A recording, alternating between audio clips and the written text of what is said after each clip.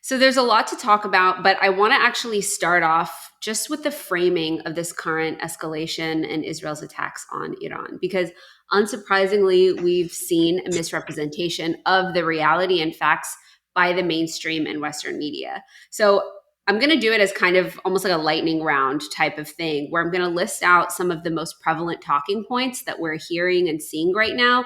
And I'll let you just quickly kind of unpack or counter those.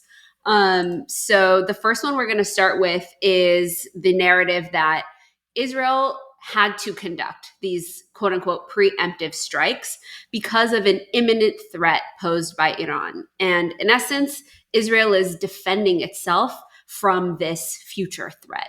What do you say to that? I mean, I don't even know where to start with something like that. But if Israel feels like it's constantly defending itself from the world that it also happens to be massacring, I feel like there's just massive, massive red flags about the state of affairs for Israel. But more importantly, and on a very real note, the idea of a preemptive attack is both absolutely illegal under international human rights Mm-hmm. law for the extent that that matters anymore, and is just a history of Israeli justification for mass slaughter of people around the world. That just doesn't work. And preemptive is always this idea that countries try to use, or states try to use, in order to justify retroactively their aggression for power, access, resources, other sorts of things that they don't want to say out loud. And because it's such a clear state propaganda, like even international human rights, which finds very little things illegal, finds this illegal. Right. And I don't know how much you want me to keep going versus you said lightning round, so I can Yeah, like sure. talk. No, that's great. And I think you made a really important point, and we actually just published something on Mondoweiss about this very topic, about how this concept of preemptive strikes is just blatantly illegal under international law. And so, if people want to kind of read more about that and a full breakdown of that, they can find that on Mondoweiss's website. But the next sort of main kind of talking point that I've been seeing a lot of in the mainstream media is, and this is actually being perpetuated by the US, by the Trump administration, by the president himself, is that this could all end if Iran just came back to the negotiating table. I'll let you I'll let you give some context to that, because there's very important context missing, which is the fact that Iran was at the negotiating table before this started. But why don't you Exactly. go And ahead? that's the absurdity of this. Iran was at the negotiating table. And in fact, an interview with Iran's lead negotiator just days before Israel's surprise attacks on Iran, he said that we are ready to accept a deal. The deal Mhm. was being discussed. They're at the final stages. They had been meeting for months. And Israel destroyed and blew up the negotiation table and assassinated the negotiator. There is no Mhm. world in which Israel, especially with its history when it comes to Palestinians, has ever honored a negotiation, a treaty, a truce, a ceasefire. These words have no meaning for Israel, and we can see it in its own history, and we see it today. But more importantly, Iran already had a deal with the United States, the JCPOA that was formed in 2015, that was supposed to address Iran's so-called nuclear program, Mhm. and in exchange, the United States would be lifting these like very violent sanctions that have been impacting ordinary Iranians for Right. decades.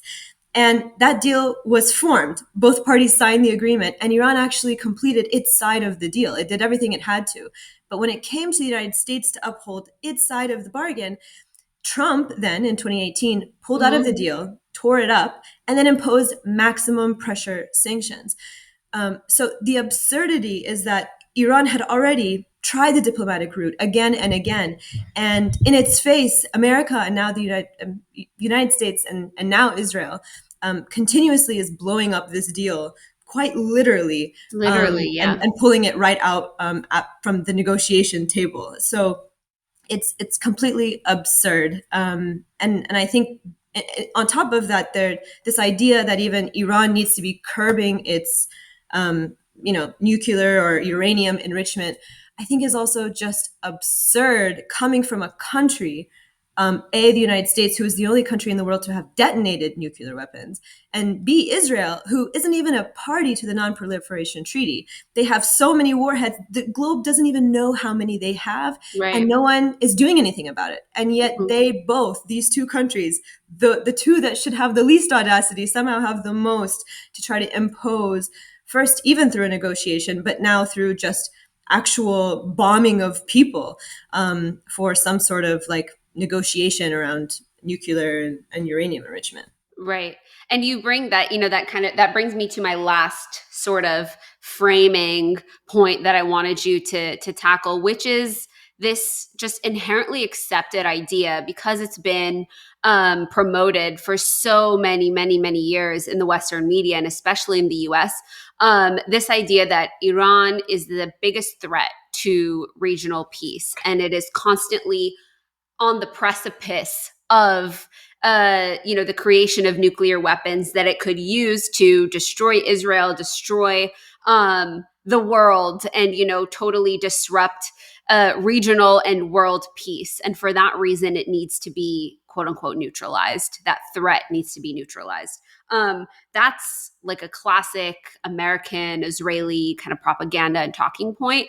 And it's just so inherently accepted and it kind of frames all of the coverage that we're seeing. So I wanted to raise that point and see what you say to that. Yeah, and I think this is also a really important point because it, it goes back to the same thing that we just mentioned. Israel, the fact that the world has no idea how many nuclear warheads Israel has, and is one of the leading causes of the death of children around the world. I think it's just pure media war propaganda and Mm-hmm. gaslighting, honestly, to suggest and to point fingers. And Palestinians always say this: every Israeli accusation is an admission. And I Mm-hmm. think if we take that at face value, that is absolutely what's happening here. Israel is currently bombing multiple countries. Multiple countries. Yeah. It has committed a genocide and an ongoing genocide. And in the same day that it is saying that it's trying to help the people of Iran by, regime change, which, by the way, again, it started out with this uranium thing, and now, of course, it's going into regime change. That they killed over 100 Palestinians just standing in line to get flour. And so, if that has not crossed the world's red lines, then there's no then where are we? What are we Right. saying? And who are we talking to? Yeah. Thank you so much. I think that just kind of framing and the proper context to understanding what's happening is critical as people continue to witness what's unfolding. Of course, as people are watching the coverage of what is happening between Iran and Israel, and this sort of imminent threats of an even, broader escalation by the U.S., not surprisingly, it's very far removed from actual impact on Iranians, because, of course, the West and the media don't view Iranians as people. So they don't get the kind of coverage, for example, the personal humane coverage that Israelis get. So I wanted to kind of bring it down to the personal level a little bit before we get back into the politics of everything. You've shared on social media that your family and friends in Iran are directly experiencing these bombings and the Israeli attacks. We wanted to ask, how are they doing, and how have you been navigating that reality, kind of both emotionally, personally, and politically in this moment? It's a really difficult time for so many people, both in Iran, of course, and in the diaspora as well.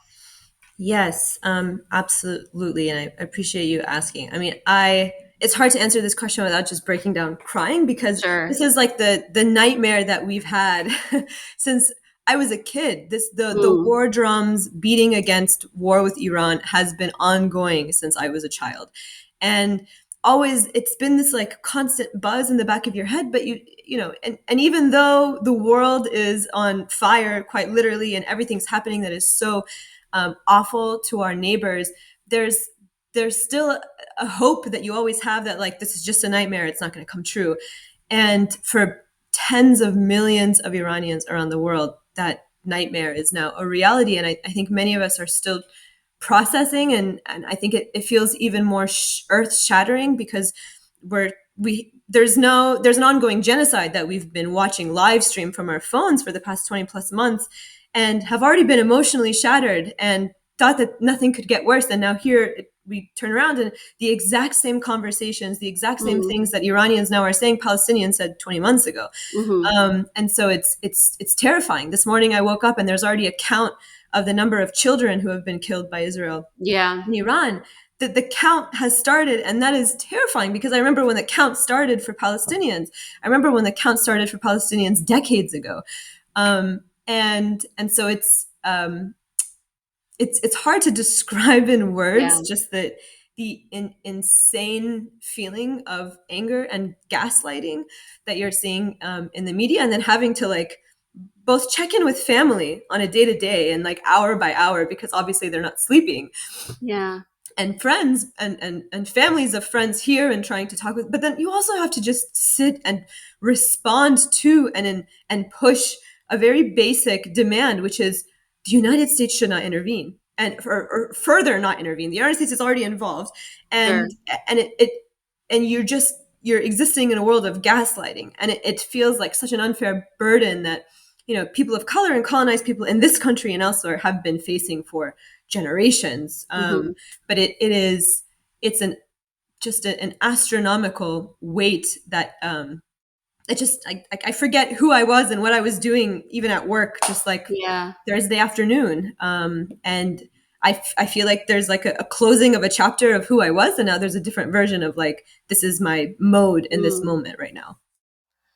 Thank you for sharing that. I know I can see it's very painful, but it's so important that people understand the human cost of this, because again, Iranians have been so dehumanized, so villainized by the West for so long. I've just seen on social media. I was just watching this video actually on TikTok, I think earlier today or yesterday, where there were a trend that was happening online was Iranians were posting photos of their homes before they fled, to as a memory in case something happened to their homes. And that's the exact thing that Palestinians in Gaza were doing when this genocide started. But also um, it's been so crazy to see the reactions to that.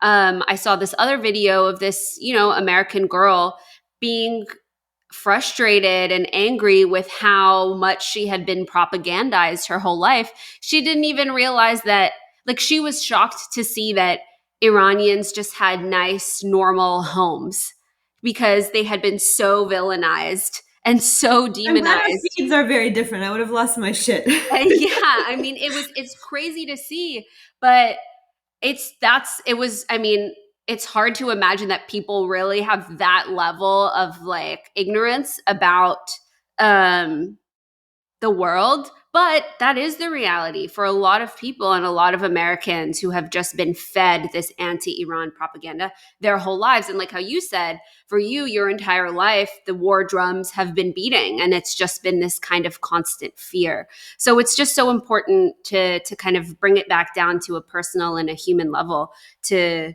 show how real this is for so many people.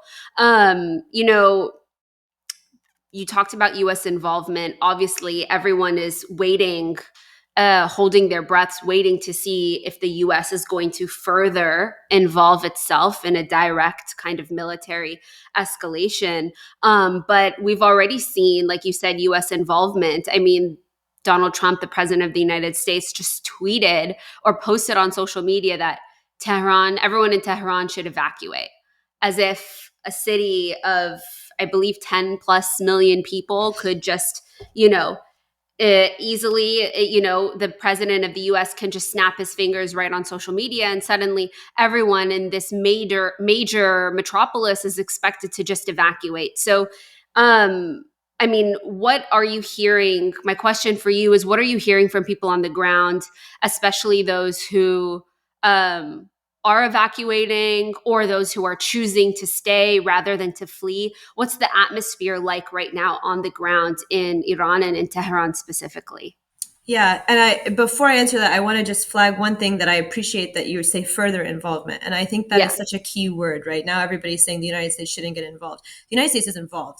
Anything Hmm. that Israel does, the United States shares culpability and responsibility. Absolutely. More importantly, Ted Cruz, if you've seen the clips of I Tucker have. Carlson Yeah. grilling Ted Cruz, he uses we. He uses we to describe our planes, our missiles, Hmm. and he's absolutely right. He's absolutely right. Whether or not he's referring to we because he views Israel as an extension of the United States, which is terrifying in and of itself, but I think obvious, or that Hmm. he's acknowledging, I think before many other people, that those weapons are entirely brought in by the United States, paid for. These are contracts between the United States and Israeli technology. Like this is an interlinking of these states that the United States is involved. And I think our Hmm. critical ask is to pull that involvement, to have an arms embargo, at least to completely pull or to red light what is happening right now. Um, and and I think exactly what you're saying is that like it's not just this like the military aspect, it's the psychological warfare that's happening, the fact that Trump can just go on Truth Social and give an evacuation order to millions of tens of millions of people, Hmm. um, including, and if you include like the metropolis of Tehran, over 15 million people. That's Yeah. larger than the entirety of Israel. That's Yeah. larger than Yep. multiple big cities in the United States. That's an absurd idea that you can just order another Hmm. country to just go up and have 15 million people evacuate. And so I think that's there is already a clear U.S. involvement in this right now. Hmm.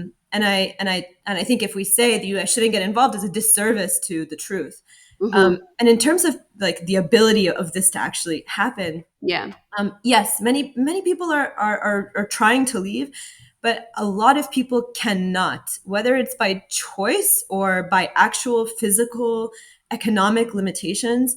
Hmm. Um, there are right now, because Israel has specifically and intentionally targeting civilian infrastructure such as telecommunications and oil and gas. There are lines to just fuel up your car for hours, and Mm. that in and of itself makes this like trip impossible. This trip that itself from Tehran, many people are going Shomal or the north, already takes several hours, and right now reports are coming in that it's taking 5 times as much. Now, Mm. now think about the amount of like the impossibility of having to then go fill up every few hours. Like this is days long trip, something that you do in an afternoon. And so that already is impossible because people don't have those financial resources right now. The United States, again, has been at war with Iran for over 40 years, imposing devastating sanctions that have wrecked Mhm. the economy, of course, in tangent with the Iranian government. But it has absolutely crumbled any sort of a middle class or economic mobility in Iran right now. And so Mm. finances are tight. And again, because of sanctions, there's no way that us as people in the United States or outside of Iran can send funds. There's no GoFundMe's that we can raise Mm. because the bank accounts just don't connect. Yeah. And it would, it would be a violation of U.S. sanctions. And on top of that, many people have elderly parents or elderly grandparents. There are sick. There are people who don't even own cars. Where are you supposed to go get up and buy a car right now? Um, Yeah. a lot of the places that people are going to are now totally full in the north, and so there's a very real like financial and economic constraints on the ability, let Mm. alone the logistics of evacuating 15 million people from a Yeah. city. And beyond that, my own aunt told me that she's afraid of leaving her city of Karaj, because she said, I've been seeing Israel detonate car bombs and attack Mhm. cars and have missiles be shooting at trucks on the street. The streets aren't safe. So Yeah. I think she's petrified of even leaving her house. Mm. And on top of all of that, the idea that there is safety when Israel is like an aggressor is a total fiction. And I think Mm. Palestine and Lebanon and Syria and Yemen are testament and the models of what we can look at as how Israel conducts its quote unquote warfare, which is that we saw again yesterday, this just less than 24 hours after Trump said to evacuate all of Tehran and go somewhere safe. Israel killed over 100 Palestinians receiving flour as aid. This is Hmm. supposed to be quote unquote safe. So even the idea that there is this other place that Iranians can go to that Right. is safe or will be safe is a total farce, and is Hmm. completely missing the point of what's happening here. Yeah. And I mean, that's so important, the point that you raise about how, like, logistically it's even, not just the thought of evacuating 10 million people, but the whole idea of that there's somewhere safe to go is a farce. And as you were speaking, it was just like raising all of these, bringing up all of these memories of what Israel has done in Gaza, right? What it's, as you mentioned, what it's done in Lebanon, what it's done across the region just over the past 20 months. um, you're drawing these powerful connections between what Israel is doing in Iran and what we've seen Israel do in Gaza and Lebanon and the West Bank and Syria and Yemen, all across the regions. What other patterns or tactics do you kind of see repeating?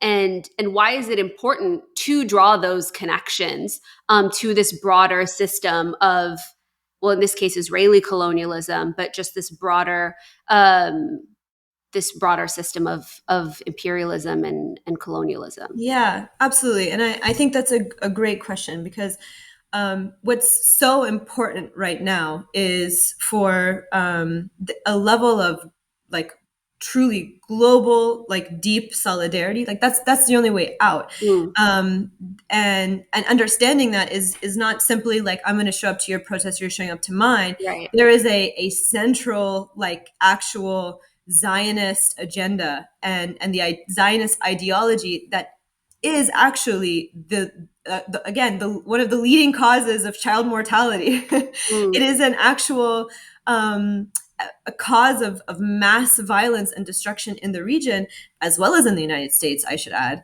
And I think that everything that we're seeing in Iran right now is a someone has said at some point before. Now, I don't want to flatten and say what's happening to Palestinians is happening to Iranians. I think that there yeah. are potentially different goals and different aims in Palestine. There's an ethnic cleansing and a genocide because Israel Right. wants to, grab all of the land and become an ethnic majority. In Iran, they want destabilization. They want state collapse. Yeah. I think it is important to be able to articulate that there are notable differences, but at Sure. the same time we can look at the history of what is happening both with the U.S. involvement and with Israel to be able to understand and cut through faster this like bullshit propaganda that is being spewed. The gaslighting is like within 24 hours. Israel again assassinates or like Israel like attacks the entire negotiating team for a that was negotiating Iran's deal with the United States about uranium.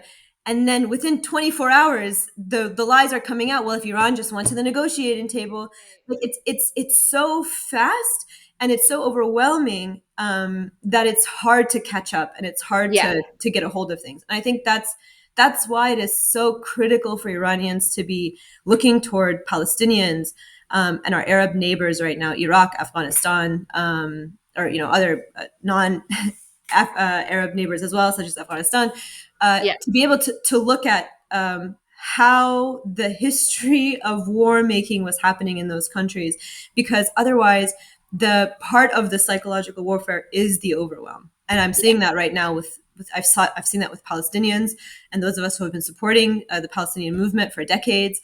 I see that with Iranians now, that there's just an overwhelm that our scholars can't write, our um, our families can barely connect with each other. There's so much that's happening, and there's so much that that's just that the propaganda is just constant and ongoing, and it's ever present, that it's an overwhelmed tactic, and that is actually part of the tactic. Israel wages a war of aggression on multiple fronts. One of them is a narrative, one of them is through the media, and all of us are the target of that war and target of that propaganda arm. Israel spends billions on shaping minds around Israel, and so each one of us have this obligation to be able to not be a collateral damage to Israel's propaganda war.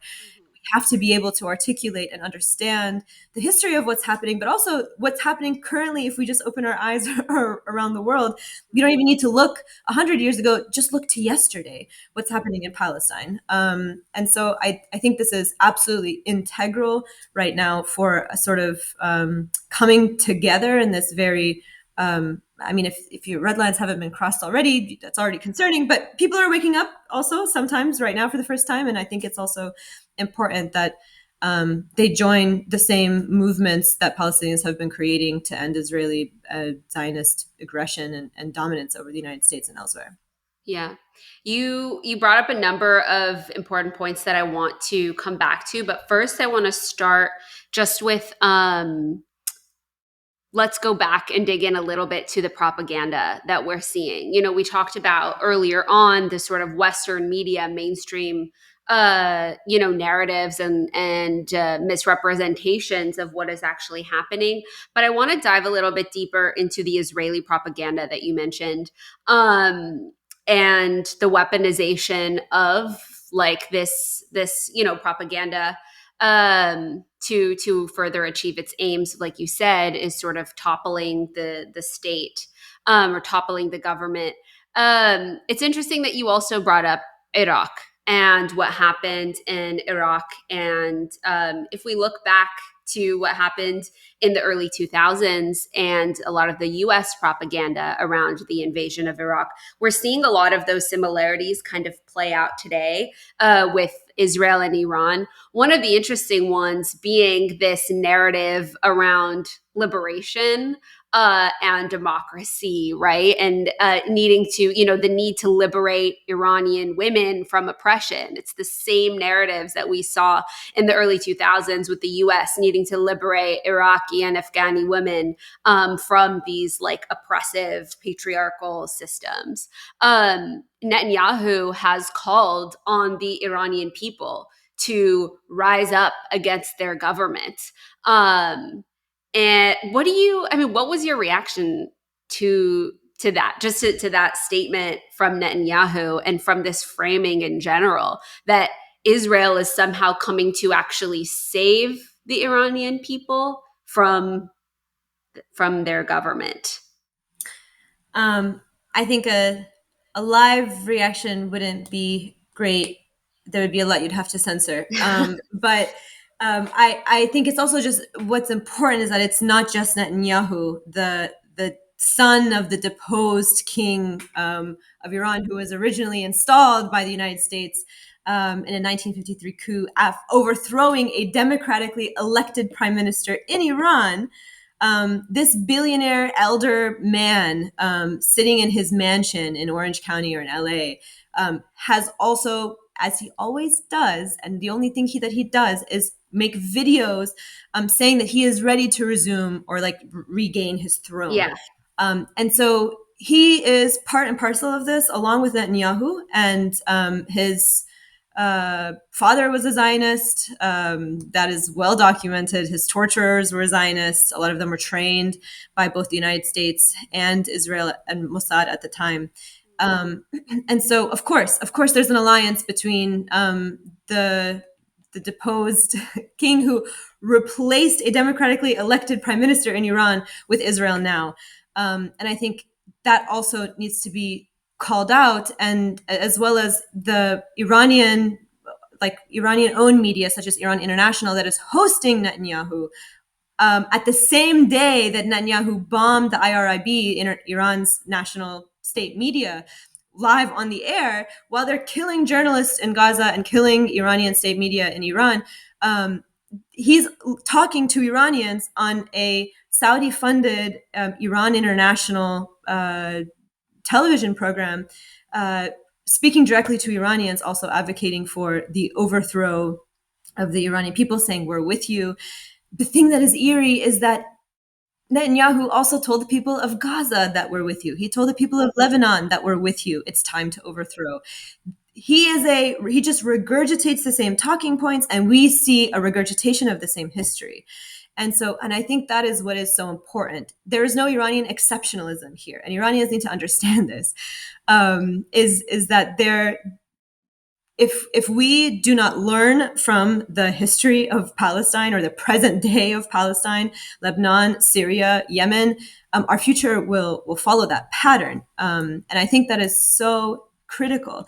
But beyond that, beyond like the Iranian part of this, like how do you bomb a people into democracy? And I can't believe it's 2025 and we have to say this. In 2001, it was still crazy to have to say this. Like, I can't believe that we are like bombing for freedom, right? Like, it was already memes back in 2001.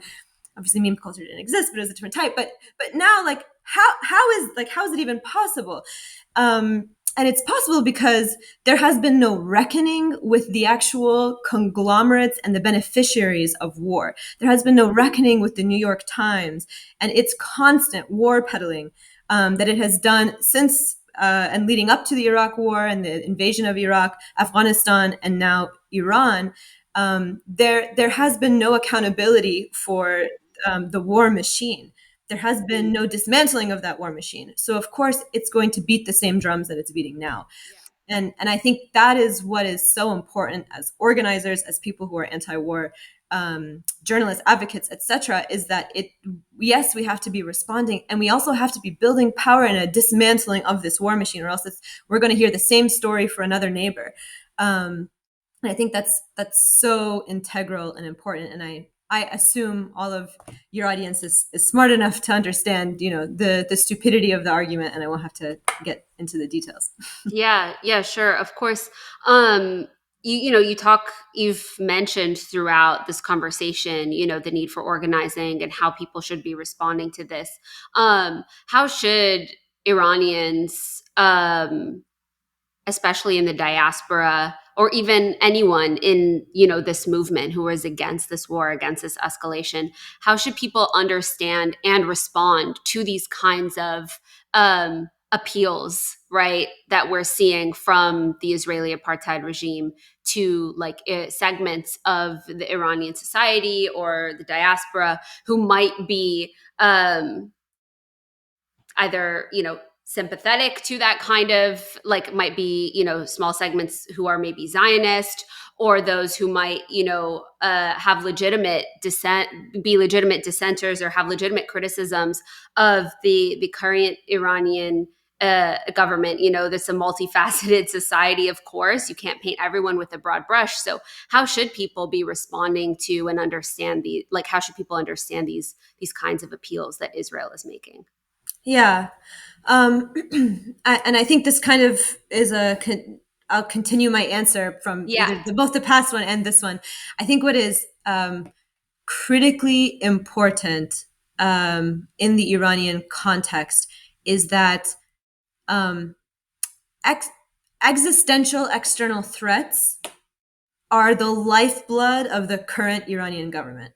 The entire state has built its entire reputation and staked its entire reputation and claims of ongoing prioritization of its involvement in various catastrophes abroad is it's preventing a sort of all-out aggression from Israel and the United States against Iran. And so when Israel bombs Iran, and it has made clear that there are spies within Iran that have created a whole drone factory within Iran that are attacking Iranian civilians, this is the biggest legitimization of the current Iranian regime.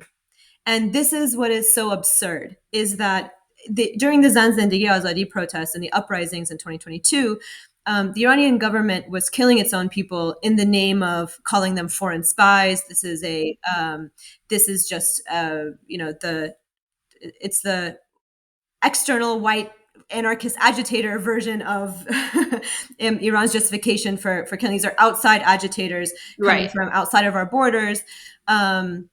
That sort of red herring as an excuse to now kill its own people who are rising in a populist movement against the government. And now they have that justification. They're going to be able to point to this moment again and again and say, "We told you so." Every time we've killed someone who's uprising against our government, they are a spy for Israel, or they were a part of Israeli aggression. And remember what happened when Israel came and bombed us. And this is now the biggest. Israel's attack on Iran has, in many ways, is one of the biggest things that has undermined the organic people's movement that was building from 2022. Maybe I'll Yeah. say that again with less spaces. No, no, that was great. And it's also like back in 2022 when those uprisings were happening, and the English translation, I believe, is women, life, freedom, correct? Because that's how people Woman, that's yeah. probably sorry. Yeah, woman, not woman, but Woman, yeah. yes. Okay, thank you. So that's because that's how people, at least our audience, would better identify that movement. Um, Israel tried to capitalize on that as well. And there's this whole trend of like Israeli women cutting their hair or something like that. Saying that they were standing in solidarity with Iranian women, or whatever. So all of this is like really important kind of context to the current moment and understanding both Israel's attack and also like Israel's motives here, and also, not just the motives behind the military aggression, but also the motives behind kind of the propaganda war that Mhm. Israel is undergoing. So And these also, are, so yeah. if I can also just jump in, I think also the what's important is the motives of the people's movement that was rallying behind the banner of the Zanzandi Azadi Woman Life Freedom movement, which is originally a Kurdish feminist movement that was specifically against imperialism, capitalism, patriarchy, and so without even that, Israel's sort of um, Israel's attempt to co-opt this movement is again like one of the biggest underminers of the Zanzandagi Azadi movement. Hmm. Yeah. I think a big question now that we're seeing a lot of, and we've covered a lot of really important ground, but it always kind of, especially for people around the world in the diaspora, the question I think that people always come back to, it's the question that everyone's had witnessing the genocide unfold in Palestine, is what can we do? What can we do about it? You're an organizer, so I know it's a big question, but I So don't figure it expect out. you to have like the answer, but I'm curious to hear from you at this moment when war is being weaponized, along with isolation, against Iran. What does effective solidarity look like from the diaspora, from the world, and what kind of organizing do you think is most urgently needed right now? Absolutely. Yeah, I definitely don't have all of the answers or Yeah. any of the answers. But I think right now it's hard to say like immediately everybody needs to be doing this when I also Right. understand like my friends right now, my family are reeling from this. Like Mhm. they barely are existing. They're like shell of people right now, just consuming the news, forgetting meals, not drinking water, having headaches.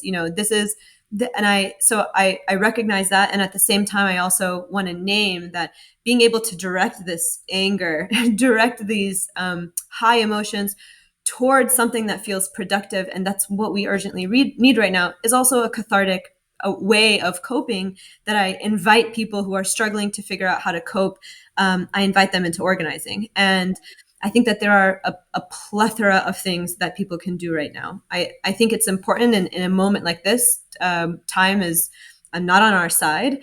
And I think that we should be very much focused on what is strategic and what is urgent, as well as long term goals that I think should be happening at the same time. So right now, and I think as we've talked about on this, so far, is that U.S. and Western media, as part of the war machine, are sort of currying U.S. favor for a more direct and explicit U.S. involvement in this aggression against Iran. And so I think it is absolutely important for Iranian scholars, Palestinians, everybody who can write right now to be drawing these same connections, to be undercutting and publishing op-eds, pushing back on these headlines that are coming out that are just so disgusting, and being able to actually put forth the alternative narrative. And it is important that we draw that red line right now. We draw that red line within the Iranian community, that you are either a Vatan Furush or a traitor or you're anti-war, and there's no conversation beyond that. This is the line. And we have to draw that here in the United States too.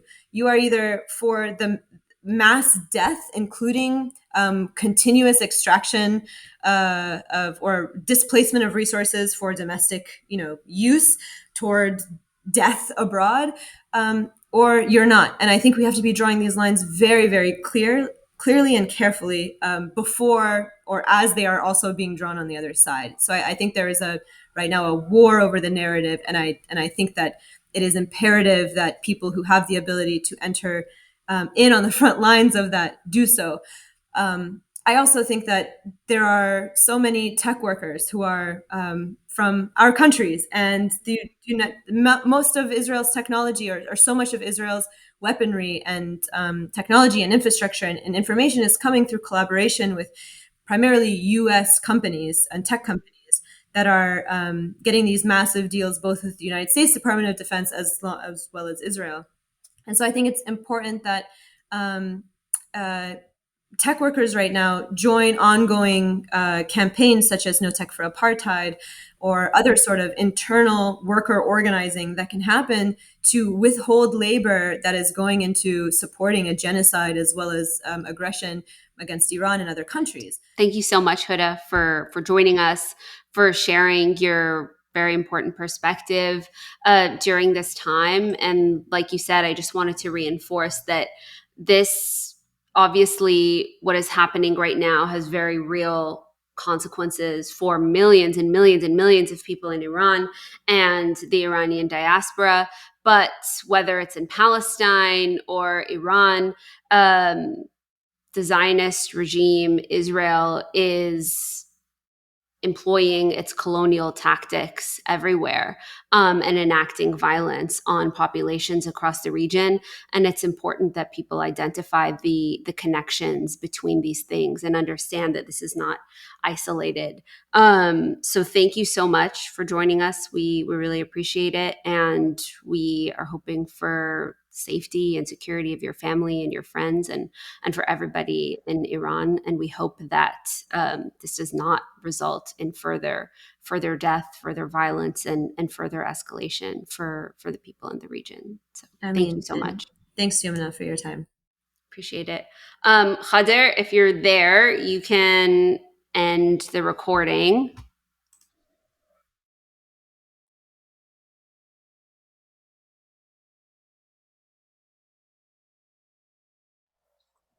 Oh yeah, sure. Okay. It's so awkward. All right.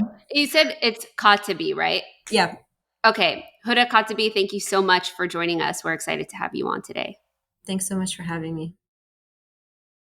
Okay. Awesome.